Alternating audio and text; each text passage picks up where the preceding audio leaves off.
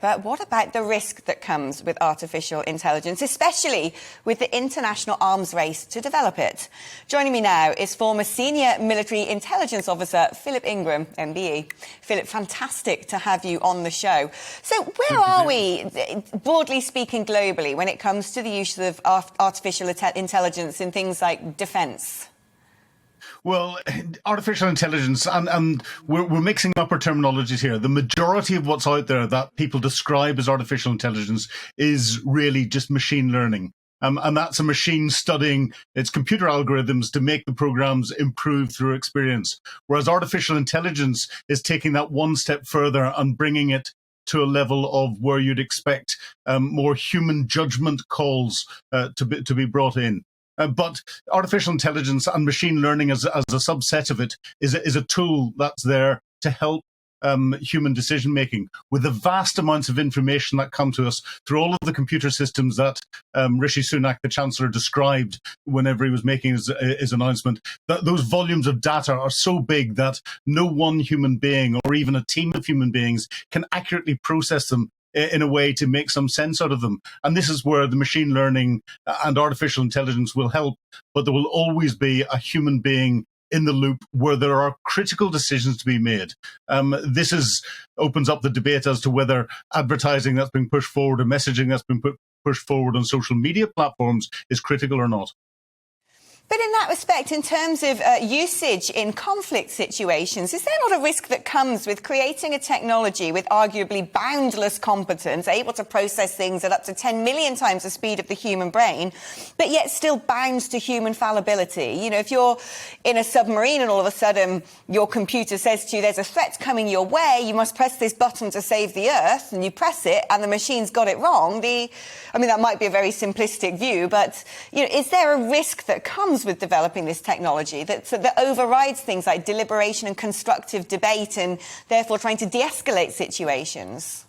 There is, if you rely on machine learning or artificial intelligence to make the decisions, but we don't. We rely on human beings. There's been a version of machine learning around for many, many years in the military and in intelligence. And, certainly, a lot of the time whenever I was fed information that came through and it came in, you make a judgment call on something and you go, that may not be completely right. And we had what was soak time. And I go away and make a cup of tea and come back again. And as I finished the cup of tea, invariably the information would have changed a little bit as the assessments changed or more information came in.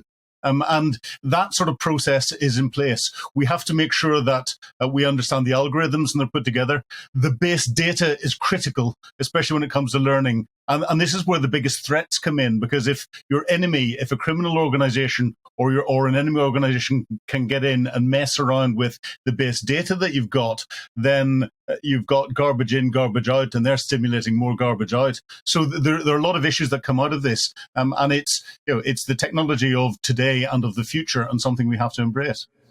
Yeah, I mean, talking about it being the technology of today and the future, sources in the Pentagon have expressed deep concern about the pace of progress in China, because the CCP have put development of artificial intelligence right at the heart of their strategy for China over coming decades.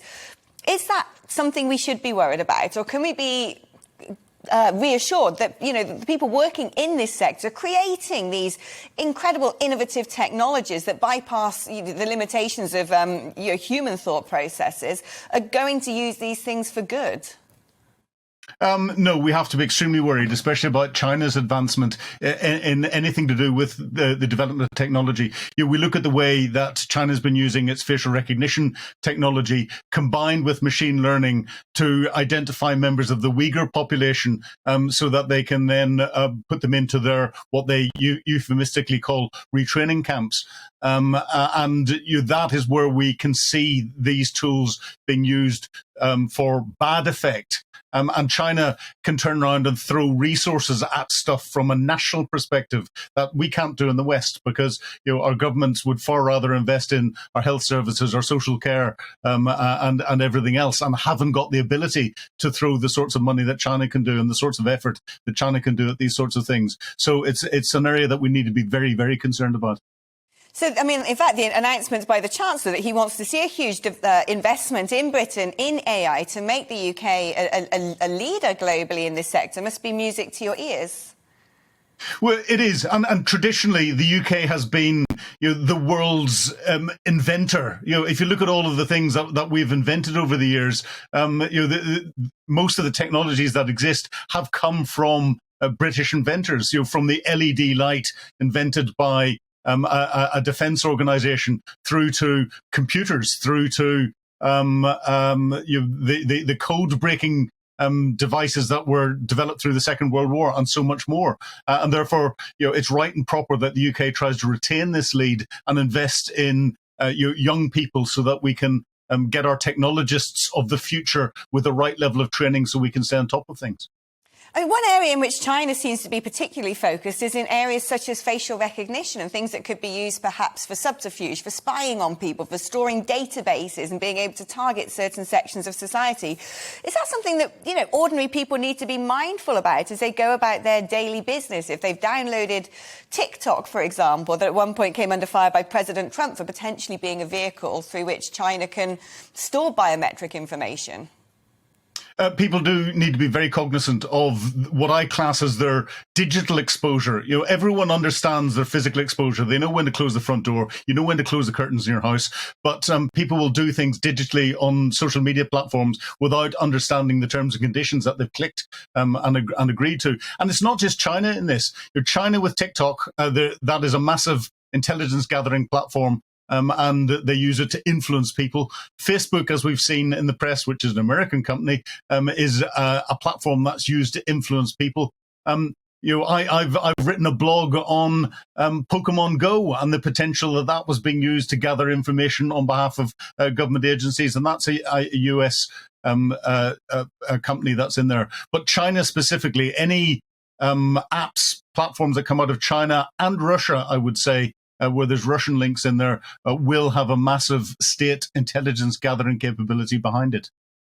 Philip, I could talk to you about this all day. This is so fascinating. Thank you so much for coming on and kicking off this programme today. And let's get you back on soon to continue this conversation, because there's so much more we could cover.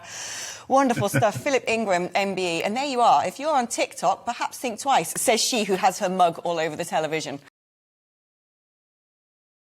Welcome to the GB News YouTube channel. You can watch us live 24 hours a day, catch up on your favourite shows and join in the conversation in the comments below.